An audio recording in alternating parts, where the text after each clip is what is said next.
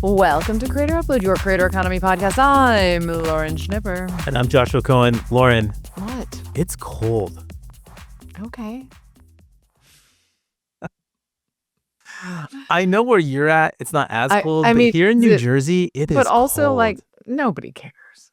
Sometimes I've told you this before, where I've like gone back and had to like look at like old podcasts, and like I'm like it's like deep winter podcasts, and last minute like I didn't put my face on, and I just like slap on some gross like lipstick or whatever, and I look terrifying.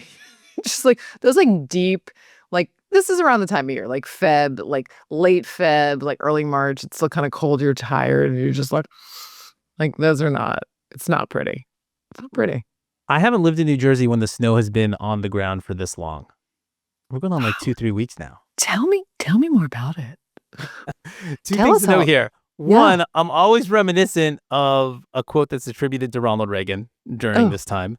And he said, if pilgrims had landed in California instead of back east, nobody would have bothered to discover the rest of the country. I think it's fair. Totally fair. I think it's fair. Totally fair. And then something else that comes to mind this time of year is, do you know the YouTuber Ryan Hall, y'all? He's a digital meteorologist who has 3.12 million subscribers now. Started getting like hugely popular around pandemic or immediately post-pandemic times, and brought this subject matter of meteorology to the masses through his YouTube channel, which is just fascinating because everybody likes a weather guy, right? I mean, sure. Well, like Nobody your I don't local think people weather like guy. they don't like not like him, but I don't think people like actively like it. But go on, yeah. I'm sorry, it's 2026. Everyone likes a weather person. Sure. Everyone Thank likes you. a meteorologist. Thank you. Jesus Christ. It's like fucking And so gross. you'd think that someone would have come out earlier and gotten a lot of acclaim on YouTube or some type of streaming platform being the internet's meteorologist. But it didn't happen till Ryan Hall, y'all. His numbers start to peak this time of year. He has these viewership surges, I think around like one, natural weather disasters, and two, just when it starts to get really cold. People want to just look and see. That's like isn't the Weather Channel? The Weather Channel's like a business. Like what's his name bought it? Byron Allen or whatever. And it's like it's a whole thing. It's a multi-billion-dollar business. Yeah. No, people like the weather. People like the weather. First big story, YouTube made more than $60 billion of revenue last year, a little bit of YouTube earnings, and apparently they reported 325 million paid subscriptions in its fourth quarter across consumer services, which includes YouTube Premium. Josh, what say you about this YouTube earnings? So first, this $60 billion figure, Lauren, this is the first time Google has released YouTube's total revenue. Okay. Previously, since 2018, Google had broken out YouTube's only advertising revenue in its earnings reports. In 2018, it made $11.16 billion. 2019, $15 billion. 2020, $19 billion. Don't worry, there's only 5 more of these. 2021, $28 billion. 2022, $29 billion. 2023, $31 billion. 2024, $36 billion. And now in 2025, Google reported that YouTube made $40 billion in advertising revenues for the year. It's just like wild to think that in 7 years, they've almost 3x'd their advertising revenues. It's just the speed at which it's happening is unprecedented. Totally. And I think you can use this as kind of like a microcosm or a fractal of the trajectory of the creator economy. If you want to look at the growth of the creator economy, I think you can really just point to YouTube's advertising revenues and look at that increase. I mean, I think and how much it's expanded. I think that's the definitive definition of how the creator economy has grown. Like, but it's not like, oh, you should, maybe you should, like, this would be the thing to look at to show the growth. Right. This isn't a footnote. It's a chapter. It's the title of the book. This is the title of the book. And then everything kind of goes from there. Go on. Got it. That's fair. Yeah. And so that means that in 2025, YouTube made around $20 billion in revenue outside of its advertising. So that includes all the subscription revenue from YouTube Premium, which now has ad-free viewing, background play, offline downloads, YouTube Music access, YouTube Music Premium, which they split it out. It's the standalone music streaming service, which is a little less than YouTube Premium, YouTube TV, which is their basically cable television product, and NFL Sunday Ticket, which they're paying billions of dollars a year for at least another couple years. Mm-hmm. I'm kind of curious about why they decided now to release the overall YouTube revenue numbers. And one, it's just a big number. $60 billion is a lot. I'm guessing it was over $50 billion last I guess year. my question is like not why did they, but like why wouldn't they at this point? I guess it's like at this point, what's the benefit of not? Right. Like, They just want to show Wall Street their dominance. yeah. And also just the general public, their dominance in this space, in this ecosystem. I also think Alphabet and Google, just as the parent company here, want to play up the success of YouTube, especially as there's growing concern over whether or not this whole AI thing is going to pan out. And Sundar Pichai noted in the earnings call that they're going to increase their expenditures into AI dramatically over the next year. It actually caused the stock to dip despite a 15% year-over-year revenue growth, because investors are wary that, maybe this AI thing isn't going to quite pan out how everybody thinks it is. And in that light, hey, let's talk up YouTube. It's doing great. Yeah. I mean, there you go. That's probably the reason. Lauren, just a couple other stats. YouTube said that Shorts now average 200 billion daily views, and that Shorts ads now earn more revenue per watch hour than long-form in-stream ads in lots of countries. It's kind of interesting. It's just people just keep watching Shorts. They love it. I know, it's terrifying. I do too. Shorts has actually gotten way better too. I used to watch YouTube Shorts because I wouldn't be addicted to it, and I wouldn't just wake up an hour later and wonder where the time went. I could watch it for 10 minutes and then it wouldn't be as good. And now it's just, I get sucked into YouTube Shorts too. People are saying that about Reels too. Like Instagram Reels is getting much better too. It's just so good now. Yeah. No, I think it's because with YouTube specifically, there's a glut of content on the platform now too. Sure. And maybe there wasn't as much short form programming a year ago, especially 2 years ago, to satisfy anyone's individual algorithm. But now, I mean, they found my sweet spot. I'm watching like 80s, 90s basketball highlights. Oh, okay. Intercut with like Jordan interviews. Oh, okay.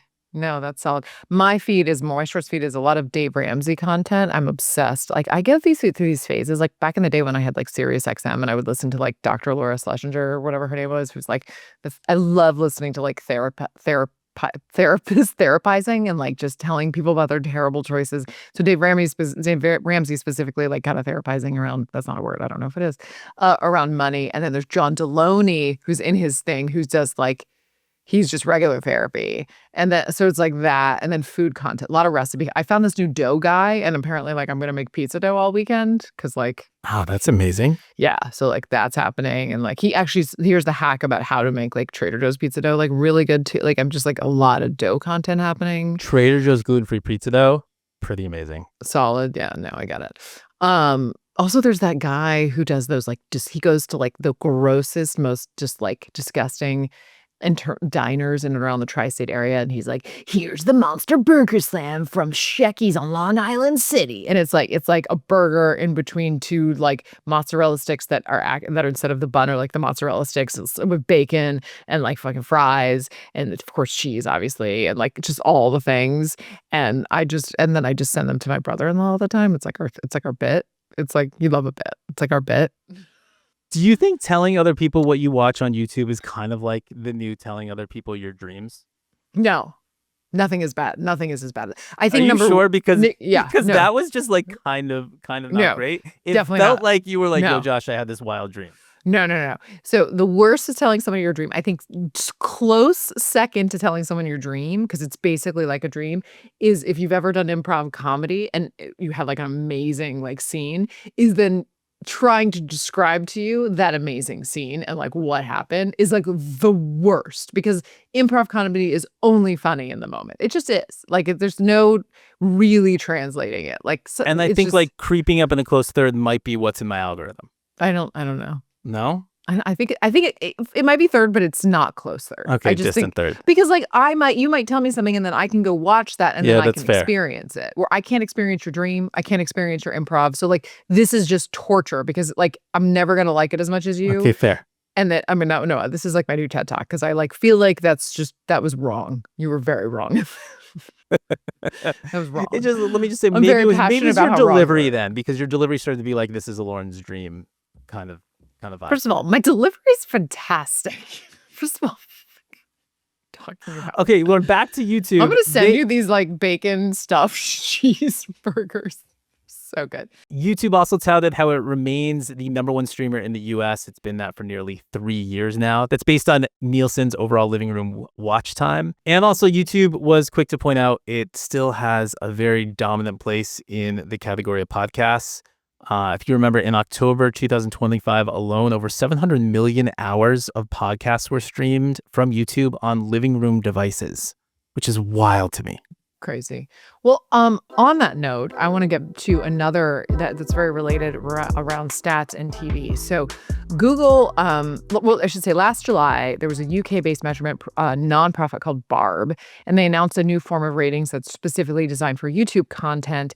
And so basically, instead of just counting views and subscriptions, they wanted sort of to do which is hard to compare against like sort of your normal kind of TV traffic. They wanted to, create something that was similar to like a Nielsen sort of rating system. And so this is informed by audience panels that track YouTube activity within individual households. So again, similar to sort of YouTube. So, Google has recently issued a cease and desist order against Barb and Cantor Media, which is the market research company that they partnered with, forcing them to suspend their rating system. Google expressed doubt around the accuracy of the ratings, but that was not the reason that they did a cease and desist. They said it was because that Google claimed that the ratings breached the YouTube's terms of service by mishandling creator content. Specifically, Cantor Media used audio matching automatic content recognition to determine which YouTube channels panel members were watching on their TV screens, and that, according to Google, constituted a misuse of the YouTube API. That's kind of like the FBI busting mobsters on tax evasion charges. Yeah, it's basically like YouTube didn't like what they were doing, and so they found this workaround in the terms of service in order to go after them. It's like one of my favorite movies of all time, The Firm, where they had got the mobsters on like mail fraud. Oh, so good. So good. And so Tom Cruise didn't have to like violate attorney-client privilege. Oh my God. And like every one of those mail fraud charges is like 10 years. It's not sexy, but it's got teeth. One of the greatest lines in movie history. Totally. So Google, to your point, being very transparent with all of their earnings and, touting they're the #1 streaming service, is all of a sudden really not comfortable, allegedly, with this new rating system, and they are sending them a cease and desist. It is super interesting that YouTube is putting the kibosh on this, especially when their television traffic is ballooning. They like to say how much their television traffic is ballooning at any given opportunity. Mm-hmm.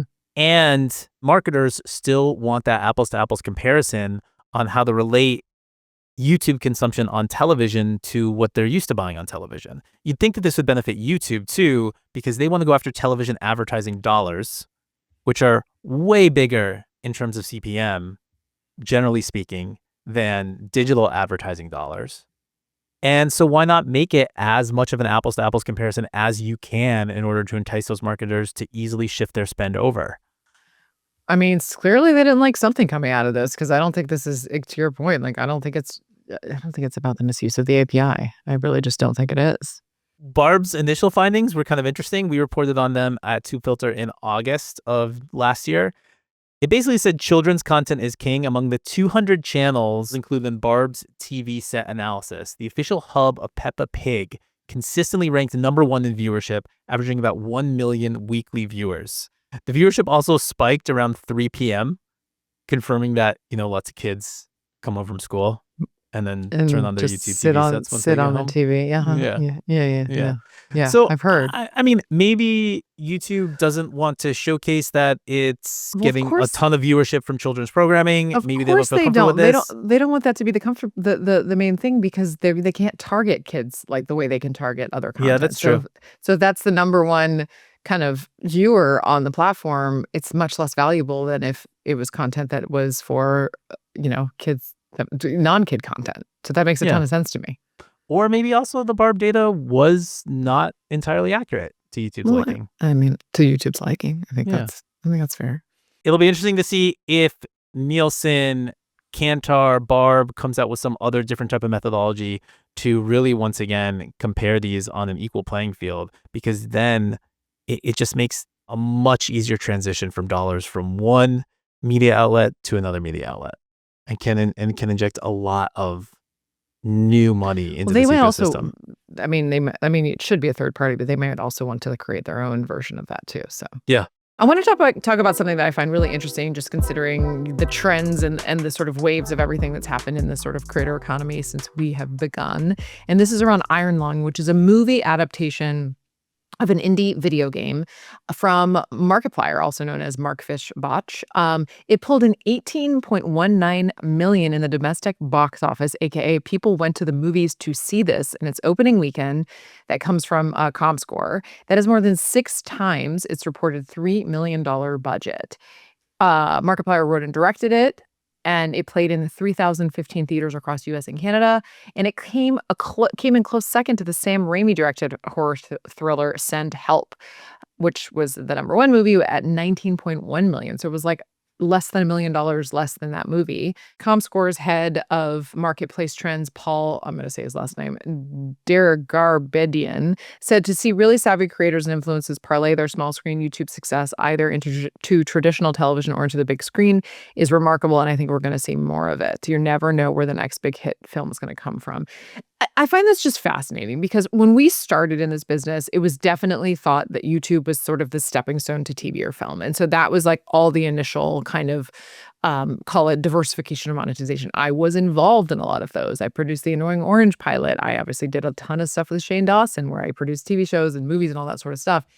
And back then, and you could make arguments for why, but like we did a feature with Shane, and unless Shane showed up to the screening, like nobody showed up in theaters. And I do think that there is likely for that movie that we did at the time, probably partly due to like maybe the quality of the film, let's just be honest. Like I don't think it was the most, fantastic cinematic feat. But also I just think that if you think about it, he was like the #2 or #1 YouTube channel in the world. And he had something at one point 2 to 7 million subscribers. The #1 channels now have hundreds and hundreds of millions of followers. So like the permeation of this industry is obviously like, grown exponentially. And so I just think because I think what the lessons were at that point were like, that's okay. Like you could just have just a digital business and like you don't need a transition. And I still think that that's true, but I think I don't want to call it easier because it's not easy. The film has to be good. There's a lot of things that have to sort of come into place, but it's just this is what the kids are watching, period. And so if they get an opportunity to watch something that might not be bad and it might even be good in the theaters, like that's what you're going to get the kids to go to the theaters for. And everybody's doing it. And while people like a lot of kids were watching it back then, it's just you can't compare it to what it is today. So I just think it's interesting, that's a very viable option for creators now, if it makes sense. Whereas like I think there was a trend for a while where like this isn't a thing really to do theatrical releases of YouTuber films.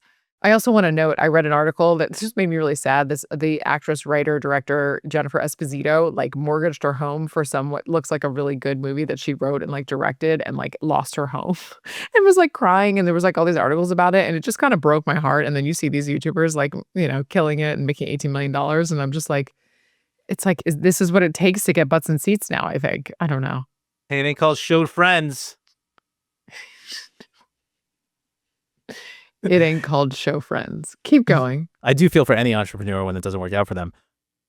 But you got to have a marketing angle here. And obviously the kids on YouTube who are huge stars on YouTube have a marketing angle. I want to be clear with a couple things here. One, Markiplier is in another echelon of YouTube creator in terms of his stardom, his longevity, the affinity that his fans have for him, and more. It's not like any YouTube creator can go out and make a movie, even if they have as many followers as he does. He's not at like Jimmy Mr. Beast level of popularity and influence and appeal, but he's definitely in top 99.9%. Right. For sure. Yeah. So this is not going to work for everybody, I think is the point. Yes. And two, it worked for him. I want to make the point that at the time when I was working with Shane Dawson, he was in the 99%. But the numbers just by definition were smaller because the universe was smaller. Right. There weren't as many people watching YouTube. YouTube's annual advertising revenue were in the several hundred millions, if low digit billions of dollars back at that time. And there was just less consumption going on. Where now the average YouTube creator who is at the same level of stardom that Shane was back then has probably like 10x more opportunities than Shane did at that time. Yeah. Yeah. If not 100x. We had to create the opportunities, Joshua. And by we, I mean me. Go on. Hey, Laura, no one was confused. Yeah, no. That you meant you when you said that. All right. Just want to be clear. The second thing I want to talk about here is like, yes, this totally worked in many ways. So it was reported that the movie had a budget of about $3 million. It made $17.8 million in its first weekend domestically, $3 million internationally. And so obviously churned a profit for Mark and everyone involved. The other thing I want to point out here is that I don't know if this is going to have legs going into subsequent weekends. Right. And I think that's the thing to look at and to really focus on, where it did have a very successful opening weekend. It also has on Rotten Tomatoes a 43% from critic score, 89% from fan score. Audience, yeah. So critics didn't love it. That really doesn't mean anything. There's tons of movies that critics don't love that do very well, incredibly well at the box office and beyond. But this was mostly for, I think, fans of the game and fans of Markiplier. But by the way, what also is interesting, yeah, that's totally fine. I'm trying to figure out if this has legs beyond this, and I want to look how it does this weekend as well. Because it grossed at the domestic box office $9 million on Friday, $5.3 million on Saturday, and $3.5 million on Sunday. So we're going down every day. We're going down. Yes. Send Help, meanwhile, grossed $7.2 million on Friday, $7 million on Saturday, and $4.7 million on Sunday. I think so that's something to note. Yeah, people that were really fans of this, they want to be the first ones to see it. They want to see it Friday night. They really want to go in and get it. It's worthwhile looking at what's going to happen this weekend and beyond in terms of the box office numbers to see if there's just this one initial big surge of people coming to see this movie, or it's going to have any type of longevity. And then the second question after that is, if it doesn't have any type of longevity, does it really matter? It reminds me of like when people will talk, like back in the day when like you go to a studio executive and like a female, whatever filmmaker would pitch something, they'd be like, we already have like our one female film happening like this month. And it's like with YouTubers are sort of like the women of like the entertainment industry. And I don't mean that. I mean that in like a bad way. It's like, well, they did one with a YouTuber and it did 18 million, but like, nah, it's just like, yeah, I think it is worth it. I think that like there's different windows. There's no rules around how long something has to be in a theater, and like $18 million, in a $3 million film. Right. So I think if Mark and people like him can continue to make movies at a low single-digit millions figure budget, and then they gross 20 million plus at the box office, like there's going to be a production company that wants to get those singles and doubles all day long. All day long. All day long. Josh, do you have any uploads or downloads this week? Lauren, I got one for you. Dhar Mann, and we had his chief strategy officer, Ross Habib, on the episode last week talking about his NFL deal, where he was announced as the chief kindness officer for the Super Bowl. Dude's just on a deal roll. I know. In addition to that, Dhar Mann, who everyone knows as the, quote, moral philosopher of YouTube, end quote, and his channel brings in around 200 million views a month with these didactic, dramatic stories about doing the right thing. Very dramatic. He's also doing a deal with Old Navy for a short-form branded series that pits the company's clothing against far pricier designer options. Dhar Mann first met Gap Inc.'s head of consumer digital entertainment, Damon Berger, at Advertising Week New York in 2025. From there, they started talking, and now they have a 4-part series called Old Navy versus Designer, in which Dhar Mann does these man-on-the-street interviews, meets up with fellow creators to see if they can differentiate between Old Navy and these high-end luxe fashion. I like this because it's very kind of on-brand. You could see a Dhar Mann video about someone wearing Old Navy clothes and getting made fun of, and then wearing slightly different Old Navy clothes and saying they're not Old Navy clothes, but they're some designer clothes, and then not getting made fun of. And then at the end, feeling some validation about the whole thing. I like this. It'll be interesting to see how the series performs. And also maybe Dhar Mann can turn this into a micro-drama as well. I mean, he signed that 40 micro-drama deal with Fox and Holy Water just a couple weeks ago, too. Yeah. And I think it's worth noting, like, this partnership isn't coming out of thin air. Like, Damon Berger, who's at Gap now, but he has a very long history in our industry, a full screen, spotter, etc. So like this makes sense when how you can see how these things kind of all collide. I will say that Sean Atkins like tagged me in a LinkedIn post about this like chief kindness thing, and I'm supposed to say something nice about my arrival, and he's like, I tag Lauren Schnipper and like some other random people, and like I'm really stressing out of this, so this is my like call to like I don't know what to do, and I was literally like, should I do something funny like and make you my rival and like wear like you know what I mean? Because he was wearing a USC shirt, but he was talking about Notre Dame, which is, I guess, the big rival. And I was like, what's my big? I don't have a big rival. Like, what's my big rival? Who's a big rival? I don't know. I thought it would be like a bit to like do you. So like, I don't know. Yeah, like, didn't like saying you're my big rival, and then I'll tag you. Is this a dream you had? It's funny. That was funny. That was a good callback. And then, not to be outdone, real quick, I'd be remiss not to mention that YouTubers Salish Matter and Jordan Matter, daughter, father, respectively, they have a big development deal with Netflix coming out. They're going to do unscripted and animated projects coming out this spring. And, 2025, Salish won the Kid Choice Award for Female Creator of the Year and launched that skincare brand called Sincerely Yours, which apparently 90 billion people went to a mall to go get. And or like 20, 30, 40,000. I think it was like 80,000. It was anyway, 1,000,000,001 people went to buy the skincare. So very excited to see that. I saw Jordan just a couple weeks ago. He didn't mention it, but just thought I'd mention that I saw him. The Matter's just crushing it. Crushing. Jordan will tell you this if you talk with him for more than 90 seconds, that Salish is the #1 most popular person on the internet, according to famousbirthdays.com. I think Evan Britton would tell us that too. But like much faster. You think much faster? Yeah, because Evan talks really fast. Yeah. Okay, Josh, I think we did it. Lauren, I think that's it. I'll see you just doing some good work with your therapy. Therapizing. Just like trying to figure out how you can like resolve any tensions you have with a frenemy or a rival or it's like when parents are trying to borrow money from their kids, and it's like just like a lot going on these therapizing things I watch and really enjoy it. And if not there next week on Creator Upload. Today's show was produced by Lauren Schnipper, Joshua Cohen, that's me, and Adam Connor. It's edited by Adam Connor too. Original music is by London Bridge. You can check him out on Instagram at London Bridge Music. Make sure you subscribe to Creator Upload right here on YouTube, on Apple Podcasts, as well, Spotify, or wherever you're listening. While you're there, give us a rating and leave us a comment. If you want to talk, hit us up at info@creatorupload.com. If you like our show, recommend it to a friend. If you love it, just tell everyone. Thanks for listening to Creator Upload, and we will be back next week.